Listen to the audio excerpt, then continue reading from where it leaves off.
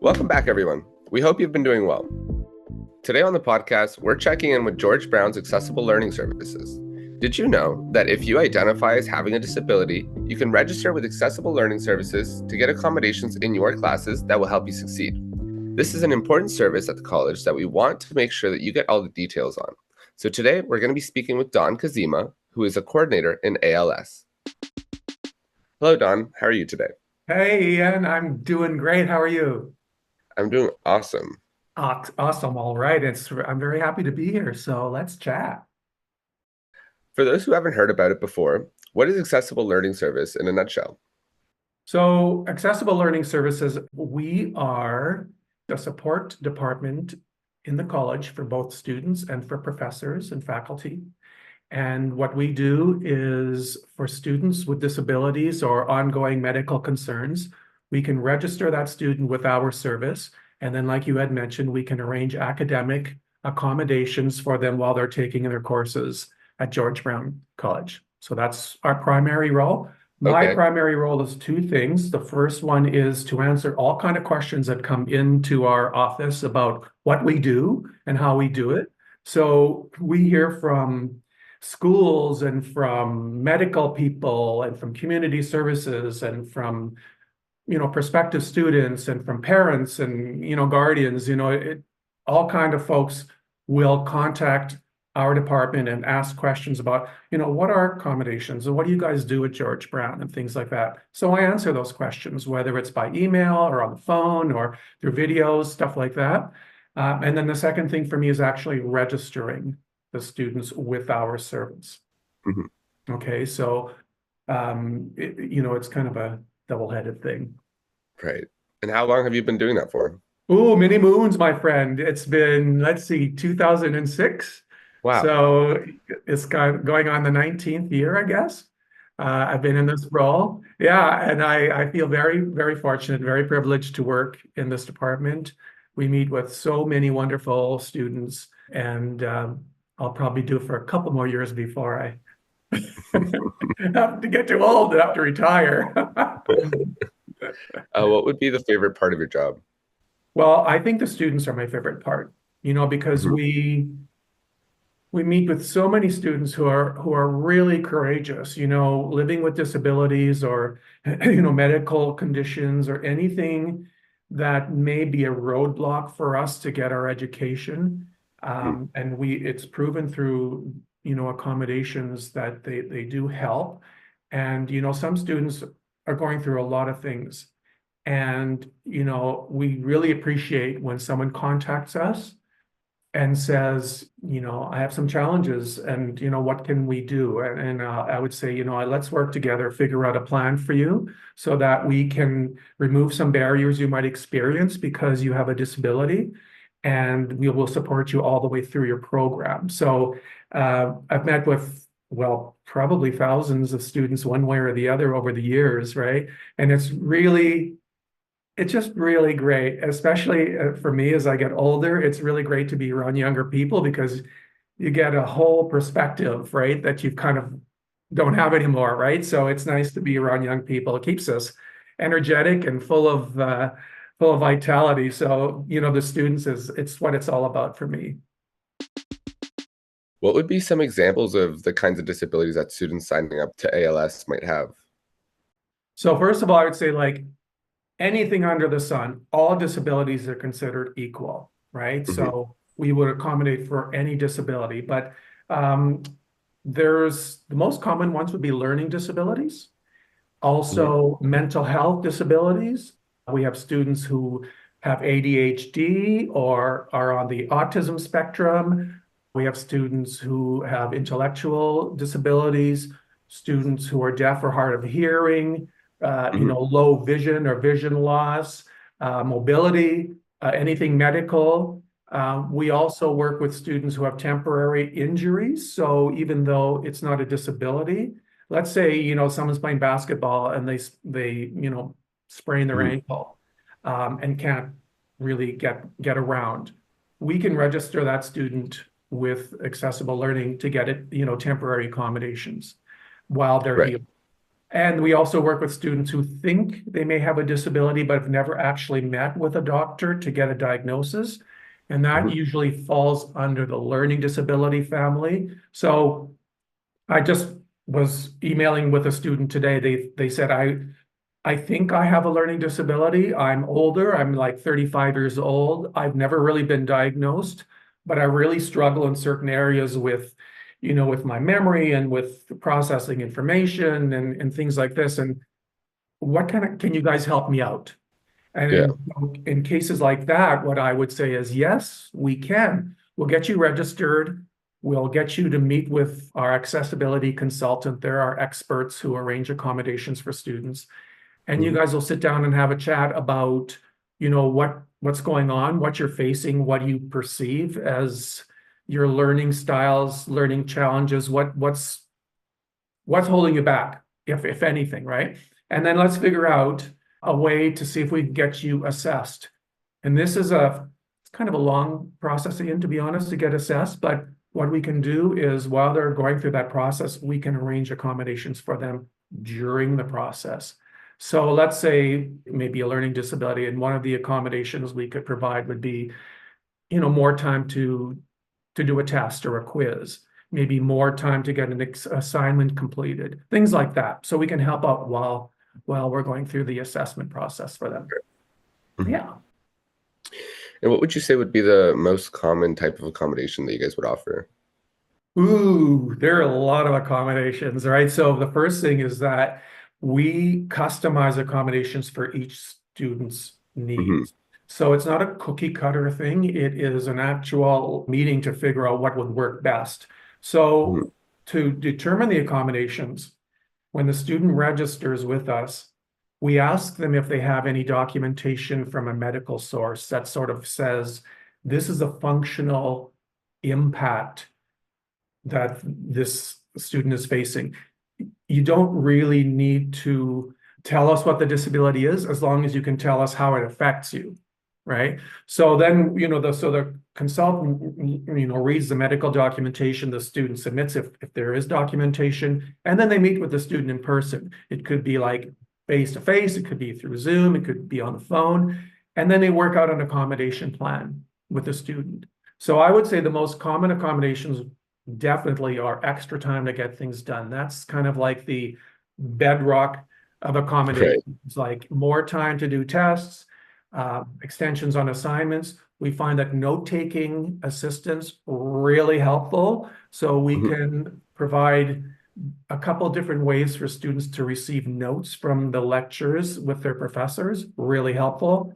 Um, Other accommodations like, let's say that, we're using that example of the student who broke his ankle. Well, he might need extra time to get in between classes, Right. right? He might sometimes be late to get to a class because he's maybe on crutches, right? Mhm. So it's a minor accommodation, but as long as the professor knows that he might be late, that's still an accommodation, right? And it's really valuable to him, right? Right. Let's say he broke his wrist. Well, then we would hire someone to write for him Hmm. or type for him. They would take notes for him, things like that, right? There's a accommodation that I really like to mention because it's a really big one. It's really important. It's called a reduced course load. So what that means, and it will take me a couple of minutes to explain, but what it means is basically you take fewer courses per semester. And why would you want to do that? Well, let's say I have a disability. Let's say I have a learning disability and I feel like I'm falling behind. I'm taking too many courses and it's just like wearing me out, right? And, I'll give an example. Let's say I'm in 1 year program. I've taken 6 courses in my first semester and 6 in the second, right? So that's 12 courses. Let's say on a reduced course load, I could drop down to like 4 courses. So it is possible. You can go down to even less than 50% if you're registered with accessible learning, right? So let's say I take 4 courses in both semesters. That means I've taken 8 out of the 12 by the time I finish the second semester, which means I've got 4 courses to take. So I still need to take those courses like everyone else, but now I can take them in a third or fourth semester. So it Hmm. stretches out the life of my program. It takes me longer to finish, but it gives me a better chance to actually finish Right. because I'm not swamped and I'm not overwhelmed by having too many courses. So a reduced course load is a biggie, and we have a lot of students who use it. And it really, really does help.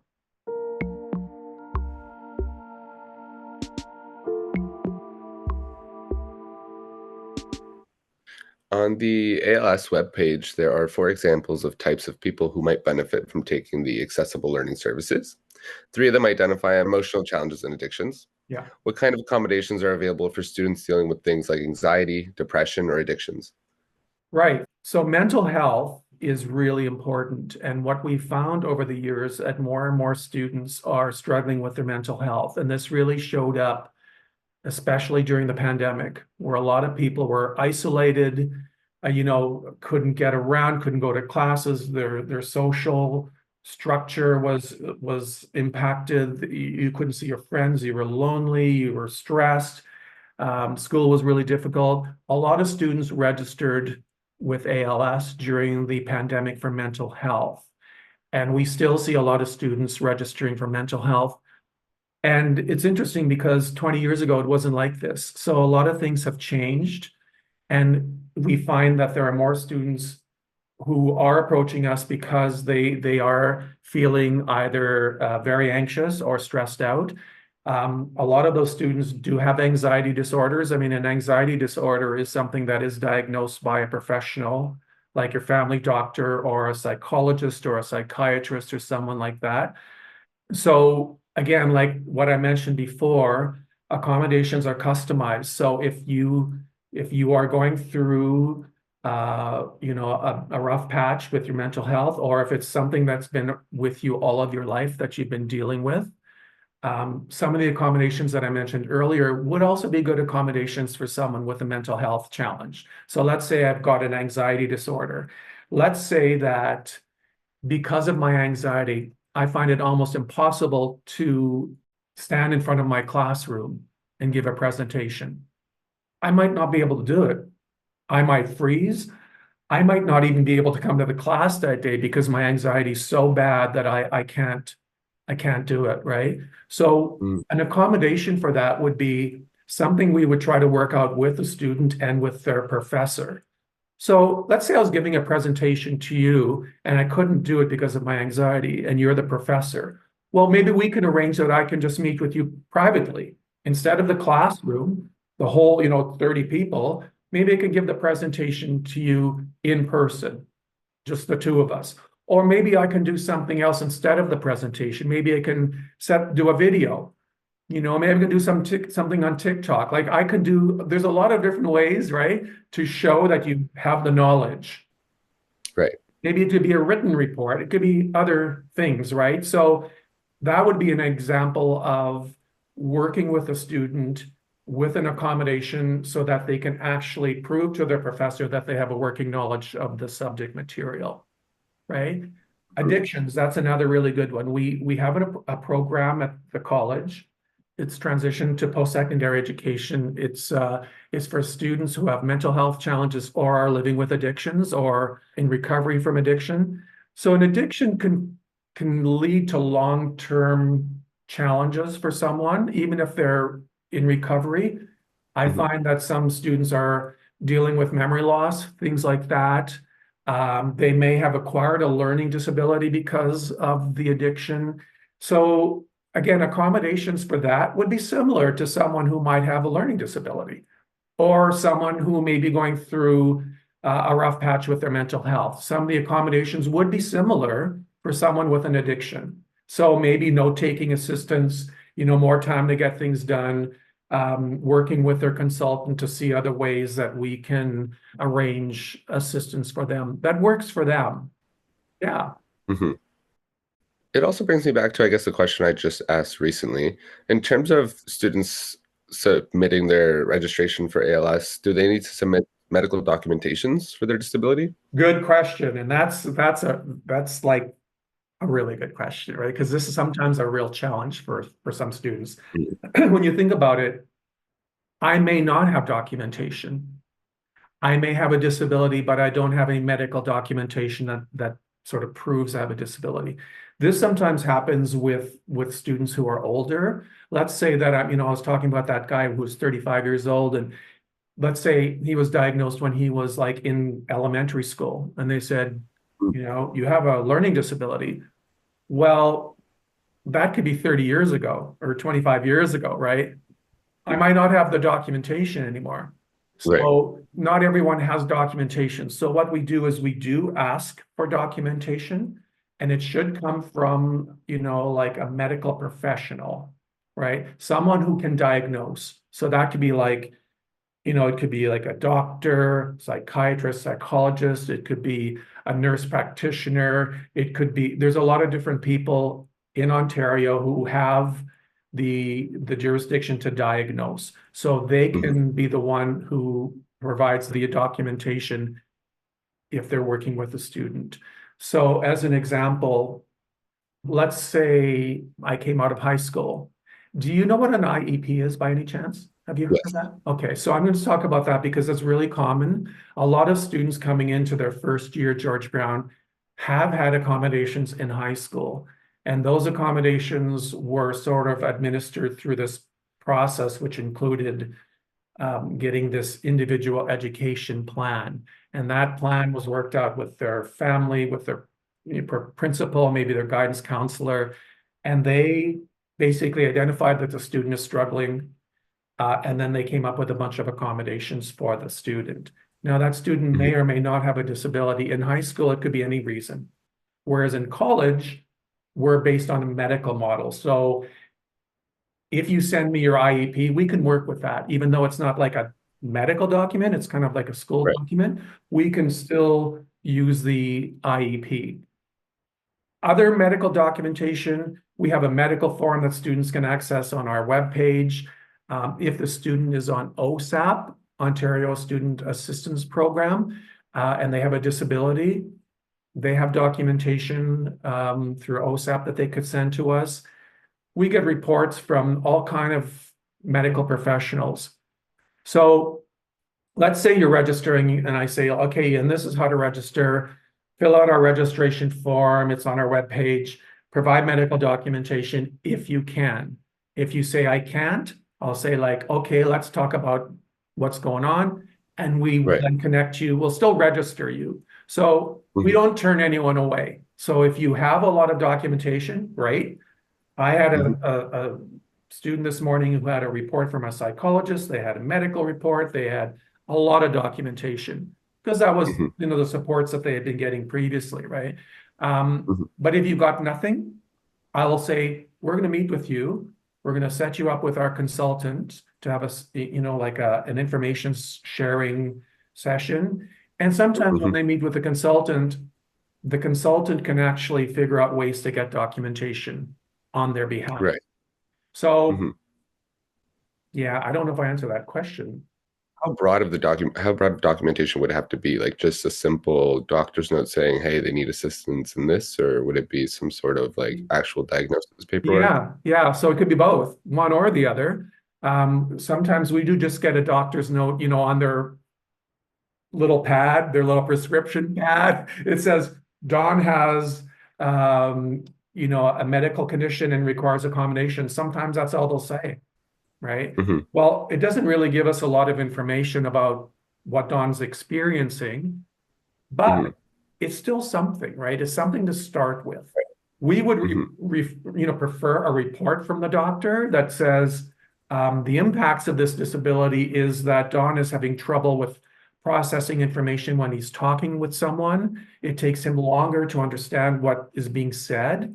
It may be a learning disability. It may be mental health. I may have had an injury. It could be anything. So sometimes we get like a 30-page psychological report and I'm like serious, right? It's like really long, right? But that's good, right? But sometimes we get a doctor's note and that's okay too.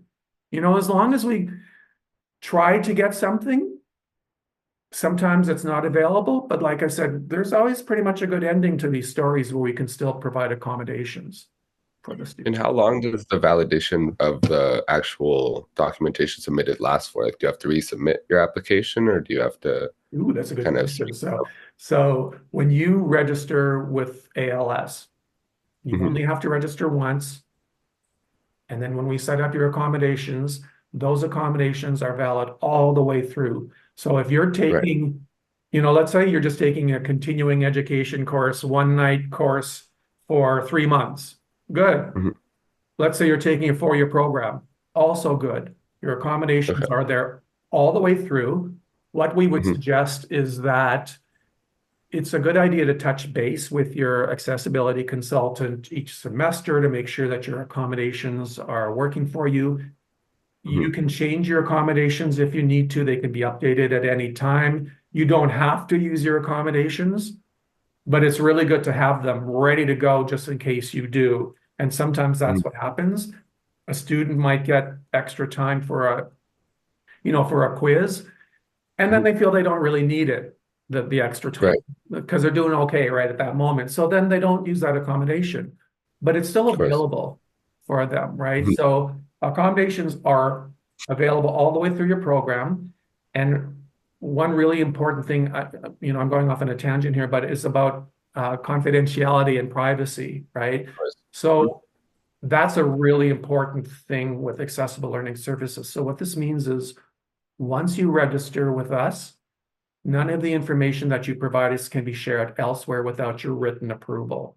So if you've provided ALS with a report from your psychologist, that's a private document, right? That Mhm. is talking about medical information, disability information. We can't share that with anyone unless you ask us to and provide Mhm. written, you know, Documentation of yeah, permission granted. Okay. confirmation or um, Mhm. so no one can contact us and ask. So I'll give you an example. Let's say you registered, and then let's say your professor or a parent or someone who was working with you, who's supporting you, contacts me and say, "Hey, Don, has Ian registered with Accessible Learning Services? I know he wanted to. Has he done that?" I can't answer them. I Correct. can't confirm that. Mhm. I would say we cannot provide information like that to a third party. However, if Mhm. you've already been meeting with a student, ask them. If the professor's saying like, has Ian registered? I would say, well, ask Ian, Mhm. and then you can connect Ian with me if he hasn't registered. But If a student feels that confidentiality is a little bit breached, how would they get in contact with the supports? yeah, so um, it's rare that there's where students feel that it's been breached. Mhm. An example might be, let's say the professor, was meeting with the student and the professor recommended that the student register with Accessible Learning Services, but maybe they've Mhm. sent an email and they've copied a lot of other people that shouldn't have been copied in that email or something like that. That could be Mhm. considered a breach. What we would do is we would make sure that we reminded the professor about how this is done. We can Mhm. also reach out to the student. It's pretty rare, Ian, that there's a breach. Um, like I said, sometimes people will contact us and ask us, has the student received their accommodations? And like I said, we can't answer that question. We would provide them with ways of finding that information by meeting with the student themselves, not Correct. through Mhm. us. Yeah. I see.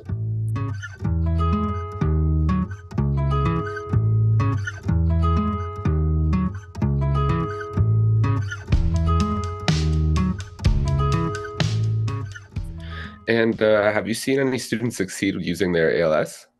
Oh, all the time. Otherwise, we wouldn't exist. A lot of students contact us and they, it really helped me. I mean, there are cases where sometimes the accommodations didn't really work out as Mhm. well as hoped. Accommodations can't eliminate a disability in, right? You know what? Sometimes even a million accommodations cannot prevent someone from struggling, but it's been proven that accommodations do work and do help a lot. So Mhm. I'll give you an example. We had a student, this is years ago, she was older. probably in her 40s, and she had a learning disability. She was really struggling. And then she Mhm. registered with ALS and she got accommodations. And she said, the simplest thing, like getting more time in a test, it changed my life. Mhm. And it changed my life because I stopped worrying about a deadline, right? Like if the prof says you've got 1 hour to write this test, and I'm struggling to keep up because of my Right. learning disability, right? Right? So if we give the student 2 hours to write the test, double Mhm. time, which is an accommodation, it can make a world of difference because you can sort of chill a little bit. Right. You can relax, you can get your thoughts Yeah. together. You're not feeling that you are under the gun Rush. to rush. Because you know what Mhm. happens?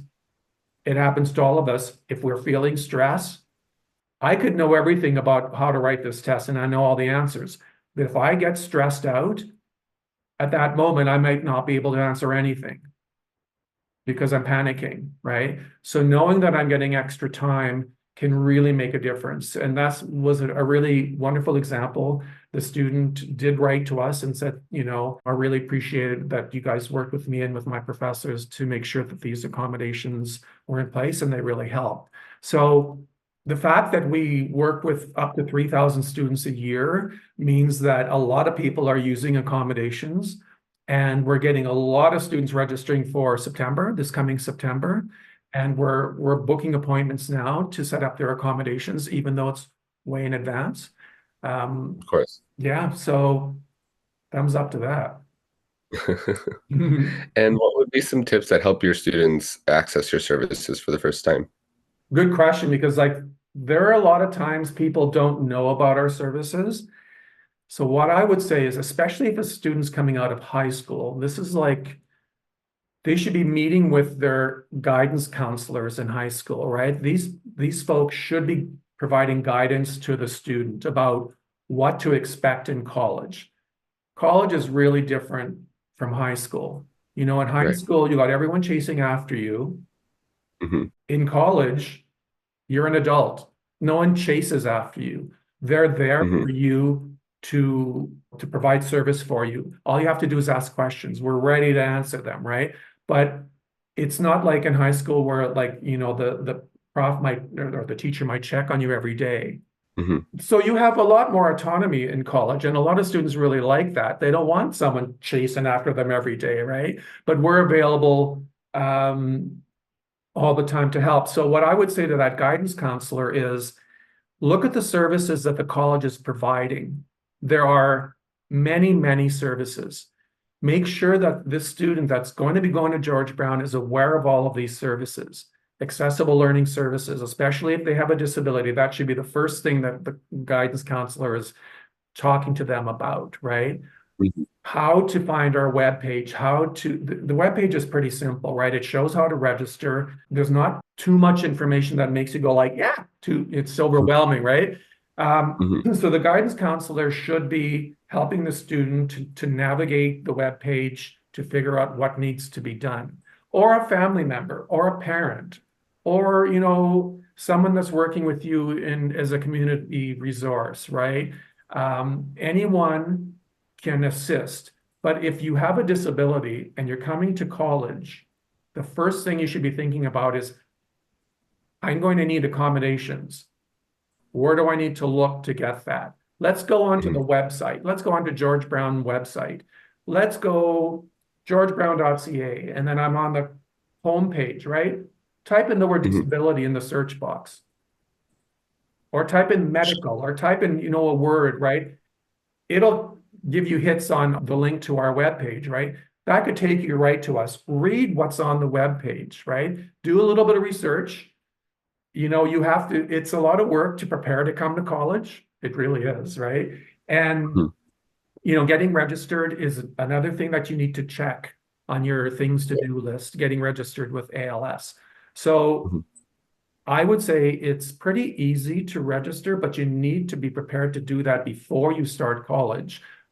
Don't Hmm. wait until the middle of the first semester, right? Because at that point, you might be panicking. Right. Now, you can still register in the middle of the first semester. You can register at any time with ALS during your program.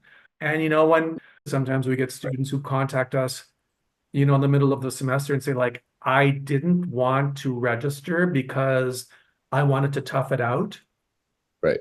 or I didn't want to register because I'm embarrassed to have a disability, because unfortunately, some of us when we were younger, we were bullied because we had, like, let's say, a learning disability in high school or elementary school. You're like weird, and like, right? Some Yeah. people are really seriously traumatized, so they don't Sure. want to disclose a Right. disability. The difference with us is that you're an adult in college. You're not a kid in grade 6, and you're going to be treated like an adult. Mhm. And we are a private, confidential service. So if people can kind of like get that, Right. we can be pretty It helpful. kind of helps their case a little bit in terms of like not reliving whatever they had relived before, Exactly. you know? Try to remove that trauma. I mean, it's not easy, Right. but there are steps to get you on the way to a better place than maybe where you came from. Yeah. Mhm. So, but what I would suggest, register before you start your program, get your accommodations before you start your program, if all possible, so that you've got them on day one and you're ready Mhm. to go. And that's one thing you've checked off your to-do list and you don't have to worry about it. That's what I Right. would suggest. Mhm. Sometimes there's accessible learning workshops and events. Is there anything coming up soon? There's always workshops. They're going on now. We have different ones. So we Mhm. partner with our counseling and peer mentor plus programs. And we have a workshop schedule. It's on our webpage. You can find it also on the counseling webpage. So some of the most common workshops are stress management. That's a biggie. Time management. That's another biggie. Mhm. Because I don't know about you, but I find time management, ugh, right? It's right. If your Yeah. time management is crappy, it leads to a lot of stress, right? And then now you Right. go like, I need stress management because my time management is wanting. Right. Um, so time management and stress management, there are workshops, like I said. We also have accommodations for time management through accessible learning Mhm. services. So it leads me to mentioning another accommodation. We have an expert in our department. They're called a learning strategist. So this is an Mhm. accommodation through accessible learning services. The learning strategists work at all the campuses. And as an accommodation, a student can meet with a learning strategist. They are experts in, you got it, time management and stress management, right? And so they can give you a whole plan, Mhm. how to set up your schedule, how to prepare for things, how to study for tests, how to chunk things instead of trying to do everything at once. Right. Like, Mhm. kind of as an example, it feels like you're standing at the bottom of a hill and there's a big boulder rolling down at you. You think of, I need to do everything all at once. And as we Right. know, it's too much, Yeah. right?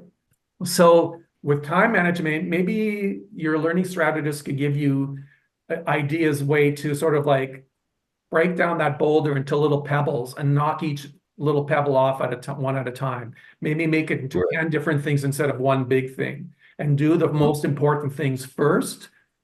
You get the right things in order, and you find that this boulder gets smaller and smaller and smaller because you have Remote. figured a way to deal with it, right? And Mhm. so those strategists are really in demand. We have a lot of students who use a learning strategist. So there's other workshops there. We have transition to college workshops. So this is for students who are coming into their first semester and they're kind of going like, yikes, there's a lot of things going on. I'm overwhelmed. I don't know where to start. I've got all these things to do to apply to my program and set up, register for my courses and all these other things, right? Yeah. And I have a disability and I need to deal with that. And so we have workshops, they run every month. There's one in July, there's one in August, there'll be in September. So these workshops are run by our accessibility consultants, and it's a couple hours long. They go through all the things that the student needs to know to prep themselves for college for day one. We find that these are really helpful. There's also a lot of clubs that the college has. The Peer Mentor Plus program could introduce students to a lot of different resources because peer mentors are students who help students, right? So instead of having some person who works at George Brown blabbing at you all the time, it's sometimes easier for you to connect with a student instead of someone, Right. a professor or someone like me who may be in a different department. So these clubs are a really good way of connecting students with other students. We have a club for students who are on the autism spectrum. Okay, so those students meet with other students who have the same challenges in life as they do. It's a great way to connect and to make friends, right? And college is a wonderful place to make friends. I don't know about you, Right. but I went to college about 5,000 years ago, Ian, and I still have friends from college. So honestly, I've known someone for over 40 years that has been someone I met in college. Can you imagine? So these clubs at George Brown, there's tons of them, right? And the Right. peer mentor program can connect students with other students who might have similar interests. So lots of things going on. The workshop schedule is right on our homepage. So you just georgebrown.ca/ALS will take you to our homepage, and you just scroll down. You can see the schedule. Aside from them finding you through your homepage on our website, how else can students find out more if they're interested? Like, do you guys have like an office or anything like that? We do have there's various departments that work with students who actually post upcoming events, and they do give shout outs to accessible learning services as well as the counseling department. So the college is continually promoting through Facebook, through Instagram. I'm not sure what other, I know that there's a few other, I'm not sure about TikTok, if we're using TikTok or not, but so we have a marketing group. Right. And so they do give us shout outs from time to time, but the web page, and just phone us, just get a phone number or just send an email. And what I would say is I like, found it on the website, right? yeah, it's also on the website. And so to reach me, our email address is als@georgebrown.ca. That's all it is. And you can ask any question. It comes to me and you can say, hey, what's going on over there? I need some help, right? I'll go like, excellent. Glad you came. Let's figure out how we can assist you, right? So yeah, there's a lot of ways to hear about us, but the primary way would be go to the website. Right. Well, I think that's all the questions for today, Don. I could talk all day about our services, and I am a bit of a blabbermouth, so I'm sorry I went on and on for like So am I. Don't ever. worry. I understand the pain. Right? But you know what? There's a lot of stuff there, right? Yeah. We hope that this information has also been really helpful for our listeners who could also benefit from these accessible learning services. And listeners, if you want to learn more, you can check out more at the link in our show notes. Okay. You know what, Don? This might have been the best one I've had. Just saying. He takes the gold. Thank you, Ian.